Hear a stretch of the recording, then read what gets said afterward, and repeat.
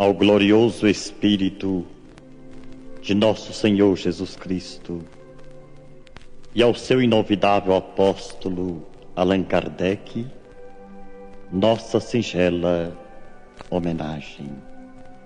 Intimidade espírita. Estamos em seu santuário doméstico, querido ouvinte, para dialogarmos um pouco sobre a bênção da vida, da imortalidade, a questão da dor, do ser e do destino. Para isto, peço-lhe permissão para ficar muito à vontade, muito na intimidade espírita.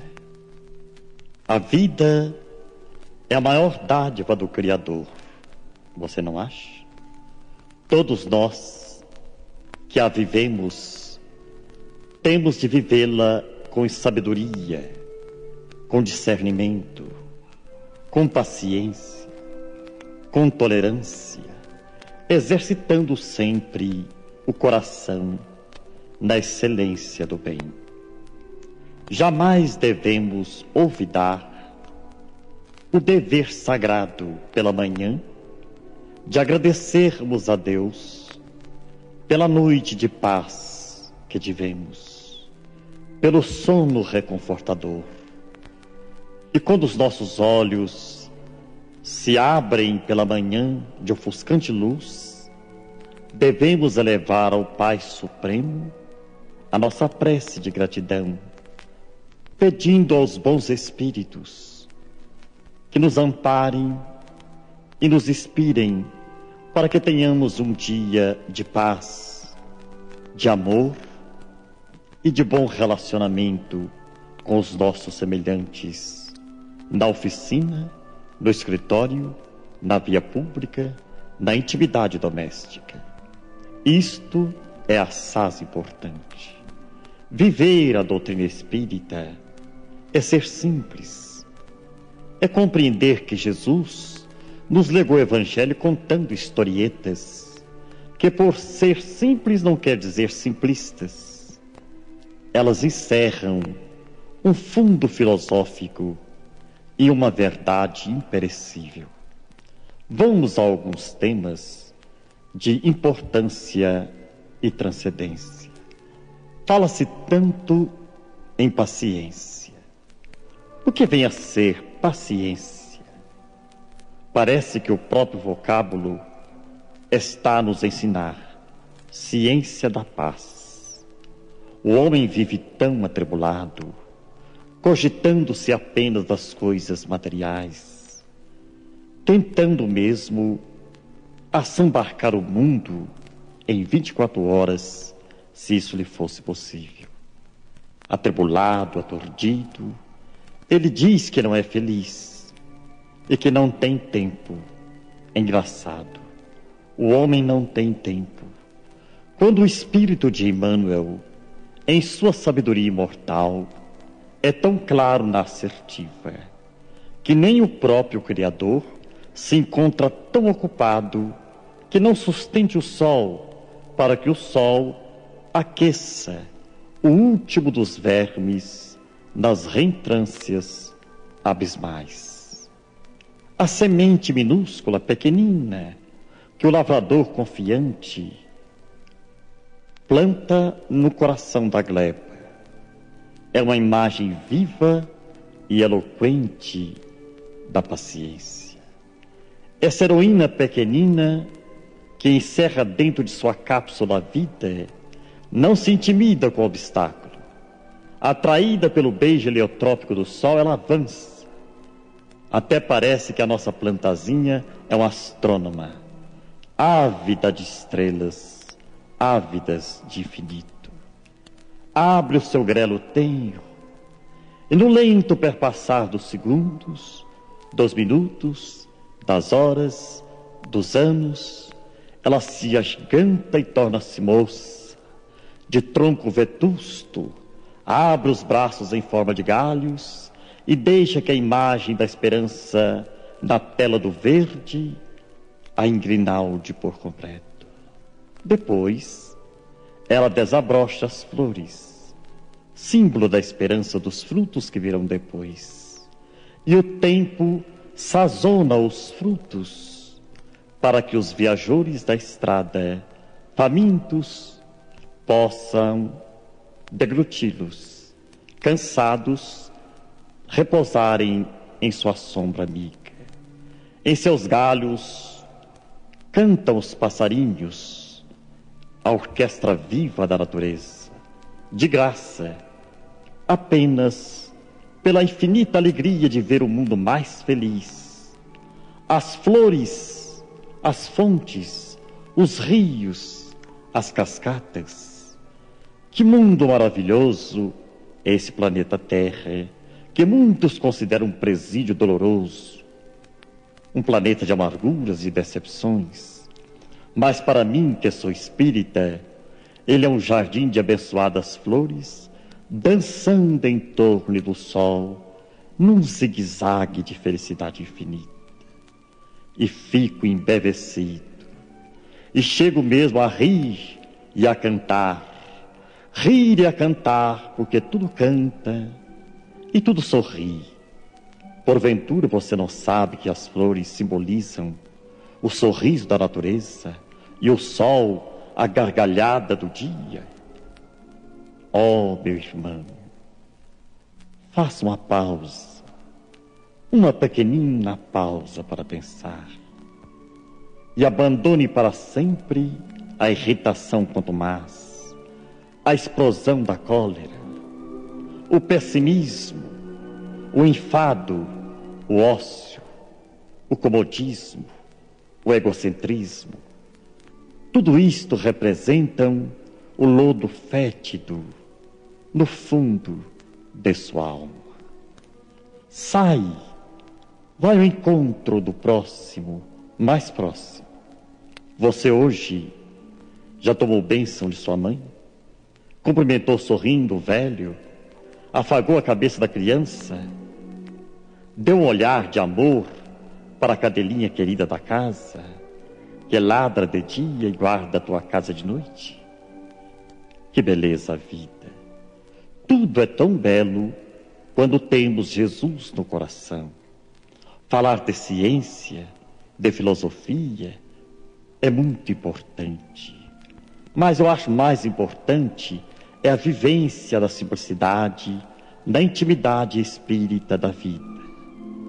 Falar de amor amando, falar de paz pacificando, falar de alegria sorrindo, falar de compreensão compreendendo, vivenciando, porque acredito mesmo que a palavra sem as atitudes que as positivem são assim como os cheques do mundo, às vezes muito bonitos, muito bordados, mas que não têm fundo de garantia. Já disse alguém que as palavras despertam, mas apenas os exemplos arrastam. Certamente, pensando assim, Jesus primeiro trabalhava, realizava, para depois então realizar as suas dissertações imortais. O verme trabalha, o vento trabalha, o pássaro trabalha, as nuvens trabalham, tudo trabalha. O nosso próprio organismo físico é uma constante neste capítulo. O seu labor é dinâmico. O coração a circular o sangue em todos os distritos do corpo humano, as células se renovando, o nosso pensamento trabalhando sem cessar. Só que precisamos dar-lhe uma direção reta e positiva, para não ficarmos a esmo neste universo de ordem e de harmonia. Você está convidado então conosco a meditar mais nas páginas lustrais do Evangelho segundo o Espiritismo, para encontrares a bússola direcional suscetível de conduzir o homem do pó do mundo para residir um dia além das estrelas. Mas não nos esqueçamos, a vida será para nós, em qualquer parte do universo, aquilo que fizermos dela. Céu ou inferno transitórios. São estados de consciência no capítulo das nossas ações. O céu tem o tamanho da caridade, da felicidade, da paz e da harmonia que doamos aos outros. E o inferno é o labirinto dilatado da nossa rebeldia, do nosso egoísmo, do nosso orgulho, das nossas fantasias. Vivamos, sim, vivamos um clima de alta espiritualidade. Falemos de esperança. Doemos uma códia de pão, um copo de leite, um cobertor agasalhante. Agoemos uma flor, visitemos o hospital. Dialoguemos com detento no presídio qualquer, de sua, da minha, da nossa cidade. Façamos uma ponte de amor entre a nossa casa e a casa do vizinho de lado. É muito importante estreitar distâncias, criando pontes de fraternidade.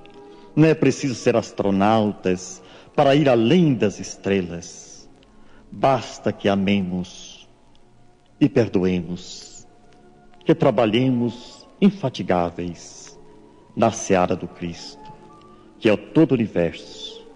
E enquanto estivermos aqui, no barco do corpo físico, deixemos que a bússola do Evangelho nos aponte o porto seguro do próximo, que é a caridade exemplificada no seu aspecto global. Que alegria, que beleza! Certamente que o nosso ouvinte, neste instante, está um pouco feliz, porque não é tão difícil ser feliz, não é mesmo? Basta para isto que tenhamos a coragem de dar um passo além de nós mesmos para abraçar com os braços da fraternidade aquele ser pelo qual Cristo também foi à cruz, o nosso próximo, mais próximo, dentro do lar, fora do lar, na imensidão da vida, encontramos nossos familiares. O próximo pode ser até aquela pessoa que você nunca viu, mas que seu pensamento, a sua prece, sua mensagem positiva de fraternidade tem a força poderosa de alcançá-lo, ajudá-lo, reerguê-lo do desânimo, reerguê-lo da prostração, do descrédito, da desilusão. A caridade é Jesus caminhando conosco no dia a dia da vida. A caridade é a expressão mais bela do Evangelho. Se tirássemos do Evangelho esse vocábulo caridade, poderíamos guardá-lo numa estante, porque não teria mais sentido. A caridade é tudo, porque Deus é amor, e o amor é a caridade em sua mais elevada potência. Tudo que nos cerca, tudo que vemos, tocamos, tudo aquilo que não vemos e não tocamos, são obras da caridade. E o homem deve praticá-la infatigavelmente, como um bom aluno que se exercita até que um dia chegue à perfeição.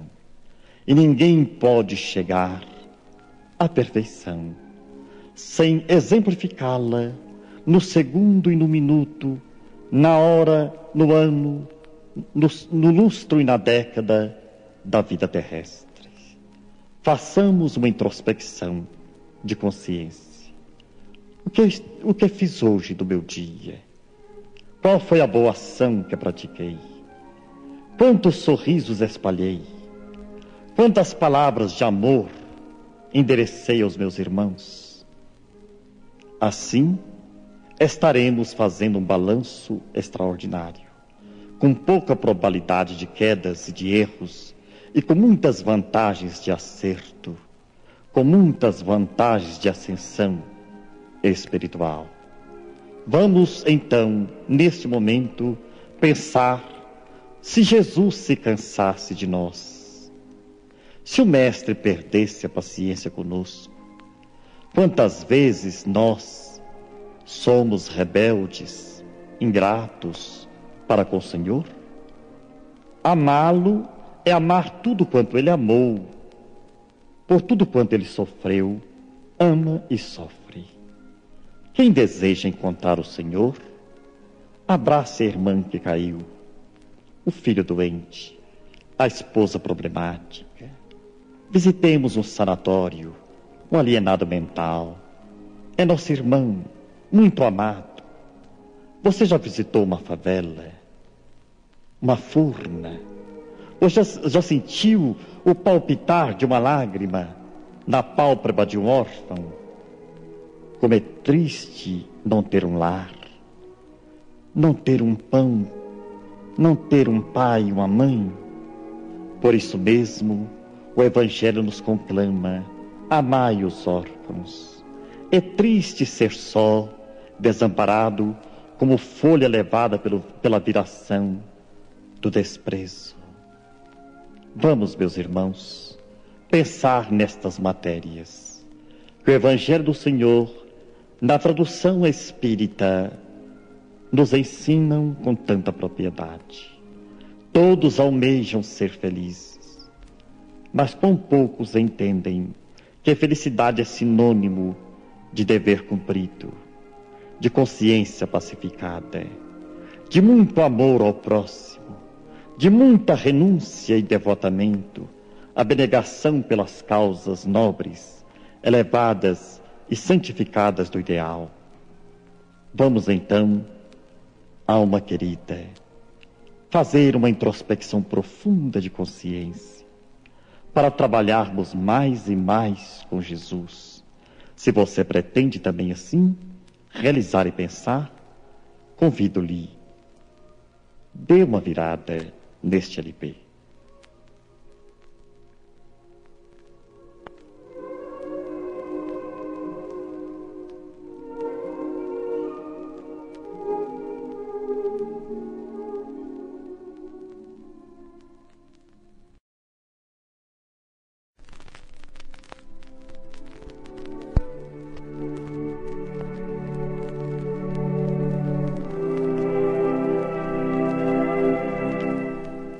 O meu bom dia de luz, o meu boa tarde de paz, o meu boa noite de prece. Prosseguindo a nossa conversação, peço-lhe permissão para narrar uma história muito interessante de uma jovem princesa que vivia no seu soberbo e magnífico castelo, à semelhança de uma bela flor numa estufa de vaidade. Seus olhos verdes, como duas esmeraldas incrustadas nas órbitas. Seu cabelo loiro da cor do trigal maduro, a emoldurar-lhe os ombros. O seu porte de beleza. Esta jovem tinha um hábito interessante.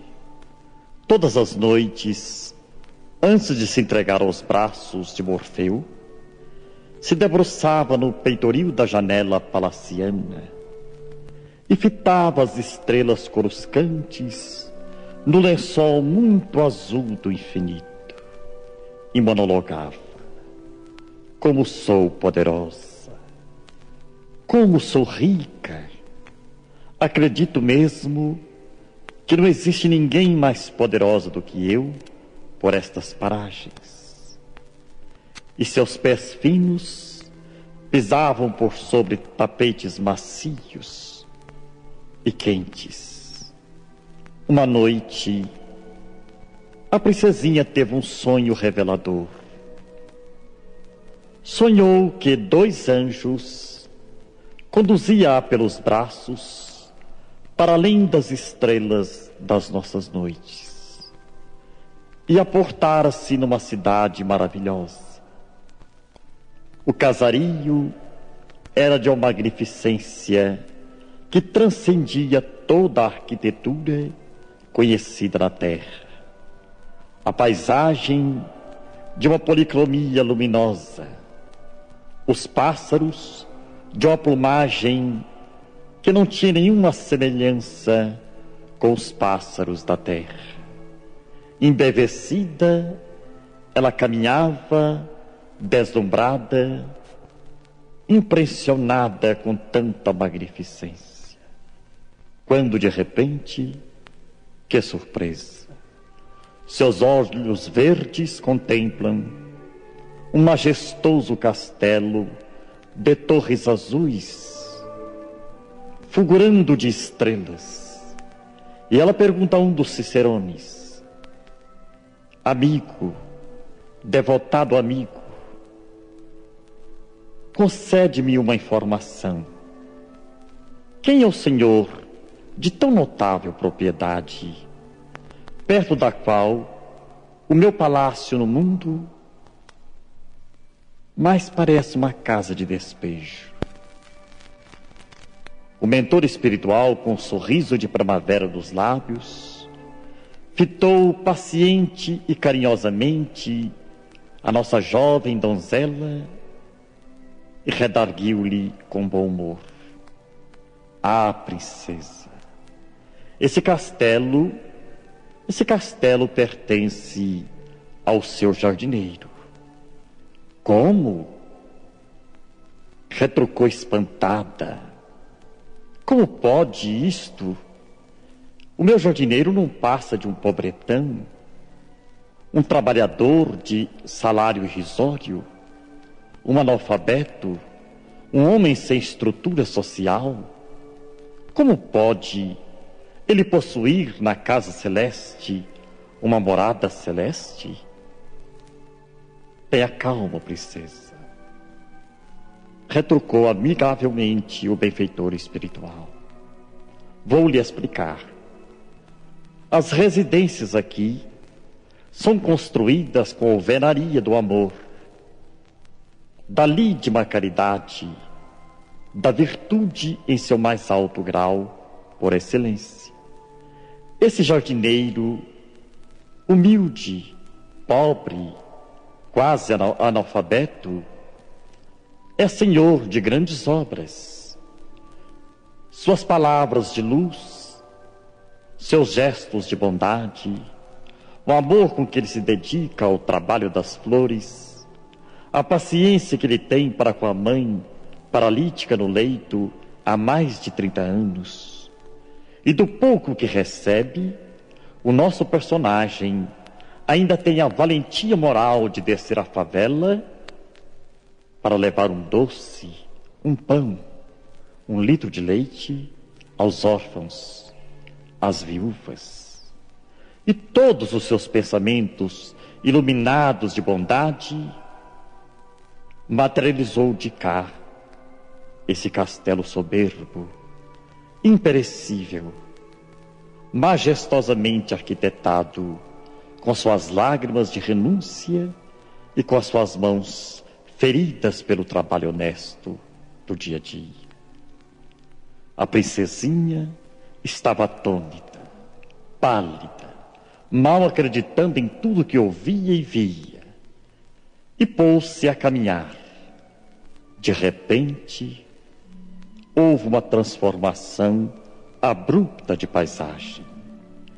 O céu tornou-se opaco, a brisa perfumada cedeu lugar ao vento lulante, a paisagem ressequida, anêmica, um lugar irrespirável. E para surpresa sua, ela estava diante de um miserável casebre que os próprios cães rejeitavam. Tal era seu aspecto de desprezo e humilhação. Com duas pérolas em forma de lágrimas a se deslizarem pelos seus olhos verdes de esmeralda, ela perguntou, tomada de profunda conturbação psicológica: amigo, amigo, de quem é essa choupana pobre, desprezível? Socorra-me. E agora, sem aquele brilho se é aquela característica de felicidade a bailar nos lábios, no desenho de um sorriso, o benfeitor espiritual explicou à jovem princesa, com a voz embargada pela emoção: olha, jovem, essa casa humilde e desprezível é obra sua. Você a construiu vivendo o dia a dia na terra, mas não pode. Há um equívoco. Eu sou uma princesa, tenho credenciais, a minha estrutura é dos nobres. Pobre filha, aqui não chega às convenções do mundo. Os títulos, quando não representam trabalho, valores morais, são destituídos de significados na alfândega deste mundo. Você, princesa, necessita de saber que todos os patrimônios da vida pertencem a Deus, que nos emprestam no mundo para determinada tarefa, para determinado objetivo. E você não tem sabido agradecer as dádivas incontáveis que se sucedem ininterruptas no seu caminho. Você assemelha-se àquela flor de estufa, muito bela, porém morta em si mesma, sem seiva, sem perfume. Você nunca deu um sorriso àqueles que lhe servem à mesa do jantar. Você nunca endereçou um olhar de compreensão aos lacaios da sua corte. Você nunca sujou seus pés indo ao encontro dos infortúnios ocultos.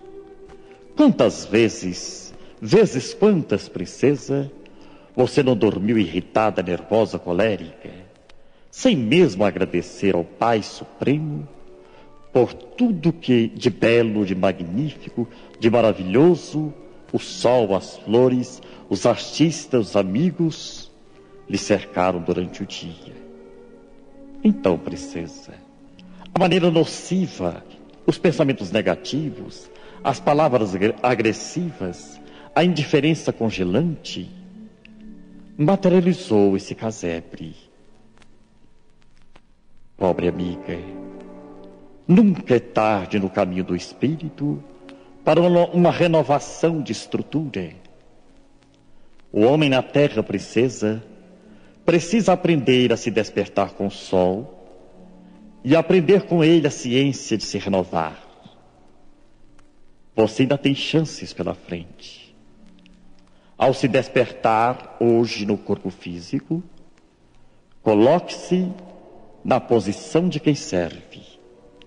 Agradeça a Deus este acontecimento inusitado, esta revelação misericordiosa, e passe a amar os seus semelhantes. E a nossa princesa despertou-se no corpo físico, abriu os olhos verdes de esmeralda, olhou o mundo lá fora pela janela palaciana e endereçou a Deus uma prece de gratidão pelo astro-rei, que mandava sua luz gratuitamente, pelas flores missionárias do perfume, pelo vento, esse andarilho maravilhoso que tudo refrigera e fecunda. E conversou sorrindo com fâmulos lacaios, e o castelo transformou-se numa festa. Foi até o jardim pela primeira vez, fitou face a face o rosto sereno do jardineiro, o homem que era rico no outro mundo e tão pobre neste, e perguntou-lhe com voz humilde, na posição daquele que agradece: jardineiro amigo, o que devo fazer para mandar tijolos de luz para o mundo espiritual? E o jardineiro, sorrindo numa gargalhada feliz, explicou a nossa princesa: é tão fácil, minha jovem. Quantos pés o Senhor da vida lhe outorgou? Mas é claro, a sua pergunta é incoerente. Tenho 2 pés. Não, não. Não é assim tão simples.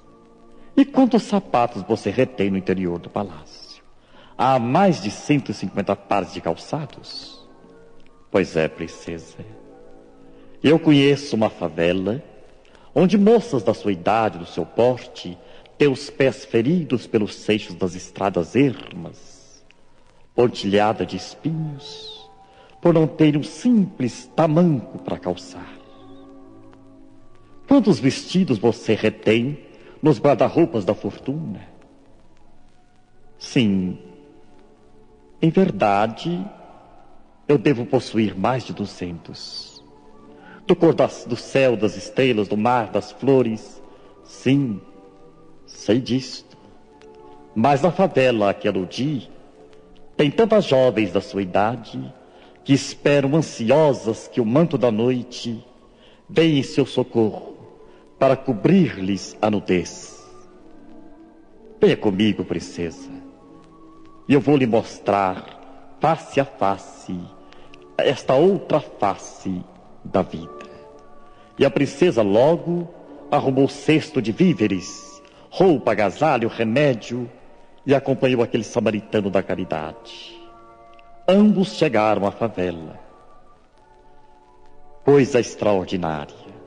As crianças subnutridas, órfãos, velhinhos, mesmo aqueles que não podiam andar, clamavam em alta voz, de alegria por chegarem ali, o apóstolo da caridade. Abraçavam-no, crianças e velhos. Mas a nossa princesa era uma ilustre desconhecida. Então ela pôde notar que ela não era quase nada ante aquele homem simples, sem talão de cheque, sem castelo, sem tradição e cultura, mas que tinha tanta bondade, tanto amor, irradiava tanta paz e tanta alegria. E tomando-a de tesoura, ela parava as unhas de um paralítico aqui, lia as páginas do Evangelho para alguém mais alhures, deixava em cada cama vazia um cobertor quente, e falava, e pregava, e dava banho nos doentes, escovava os dentes das crianças, penteava o cabelo daqueles impossibilitados de manejo das mãos, acompanhando passo a passo os exemplos do jardineiro. E assim, a fadazinha do castelo passou a ser conhecida nas redondezas como a dama da caridade. E tão grande, tão alta, ela levou a sua missão por décadas e décadas, que quando a morte lhe sobreveio ao veículo físico, ela já havia construído uma mansão de luz ao lado do jardineiro. Você também pode fazer como a princesa. Abandona o luxo a caminho do lixo e serve alguém ainda hoje. O nosso muito obrigado por sua paciência e um abraço carinhoso deste aprendiz do jardineiro.